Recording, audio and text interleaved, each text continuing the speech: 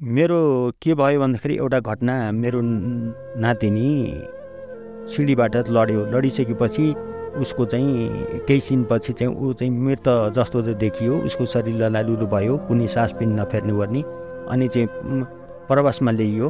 अनि प्रवासमा ल्याइसकेपछि पनि त्यहाँ चाहिँ उसले कुनै अक्सिजनै लिएन भन्ने कुराहरू भयो। त्यसपछि अक्सिजन नलिइसकेपछि सन्त रामपालजी महाराजजीसँग चाहिँ मैले चाहिँ जीवनदानको लागि चाहिँ प्रार्थना गरेँ। प्रार्थना गरिसकेपछि केही समयपछि त्यसको 3-4 घन्टापछि उसलाई चाहिँ हुन होस आयो र अनि चाहिँ त्यसपछि मैले चाहिँ नातिनीले चाहिँ जीवनदान पायो। पहिले चाहिँ मेरो घरमा चाहिँ के थियो भन्दाखेरि आम्दानीको स्रोत हुँदाहुँदै पनि म पेसेबार चाहिँ भएर चाहिँ गर्दाखेरि पनि अनि घरमा चाहिँ आर्थिक स्थिति अलिकति समस्याहरू थियो।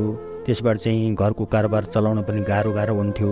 सन्त रामपालजी महाराजको दयाले गर्दाखेरि अहिले घरमा खर्च बढे पनि घरको चाहिँ आर्थिक क्रियाकलापहरू चाहिँ सहज रूपबाट चाहिँ समाधान हुँदै गइरहेको छ। अनि चाहिँ घरका परिवार सदस्यहरू पनि आत्मनिर्भर हुँदै गइरहेका छन्। सन्त रामपालजी महाराजबाट दीक्षा लिइसकेपछि अहिले घरका चाहिँ समस्याहरू पनि आर्थिक समस्याहरू, सामाजिक समस्याहरू धेरै सहज र चाहिँ सरल हुँदै गइरहेका छन्।